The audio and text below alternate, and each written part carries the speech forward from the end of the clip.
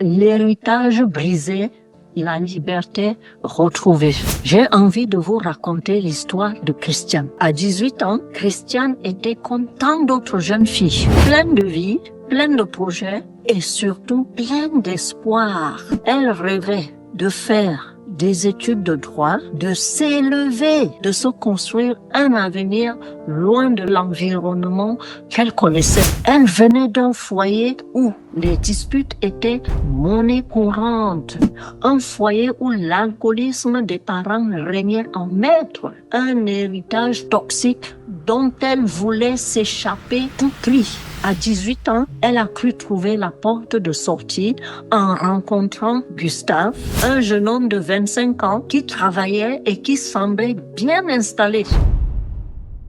La voilà installée avec lui. C'est un nouveau départ, mais il y avait une ombre au tableau.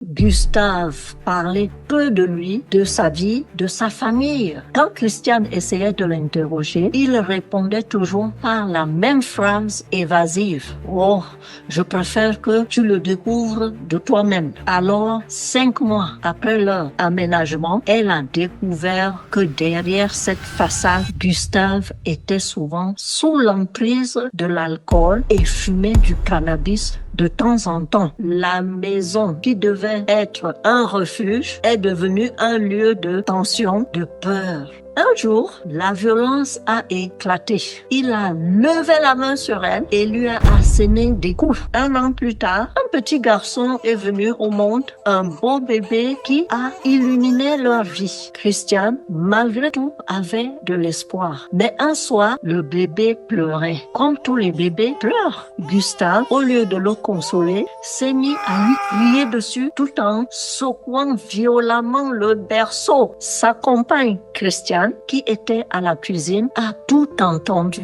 C'est à cet instant précis que son propre passé est revenu la frapper de plein fouet. Elle a compris qu'elle était en train de revivre le cauchemar de sa propre enfance. Elle a agi avec une force et une clarté insoupçonnées. Elle a saisi son bébé, l'a serré contre elle et s'est enfuie chez ses parents. En leur racontant son histoire, elle a réalisé à quel point elle avait besoin d'un nouveau départ, d'une liberté totale. Elle a donc décidé de le quitter avant qu'il ne soit trop tard, car son enfant méritait un avenir serein. Christiane a eu la chance de retrouver un travail peu de temps après, en regrettant seulement d'avoir mis de côté ses études de droit. Elle a déménagé de chez ses parents, elle les a remerciés pour leur soutien précieux et a commencé à reconstruire sa vie une brique après l'autre. L'histoire de Christiane est un appel à la vigilance, un rappel que les schémas familiaux peuvent se reproduire si l'on n'y prend pas garde. C'est un cri du cœur pour dire que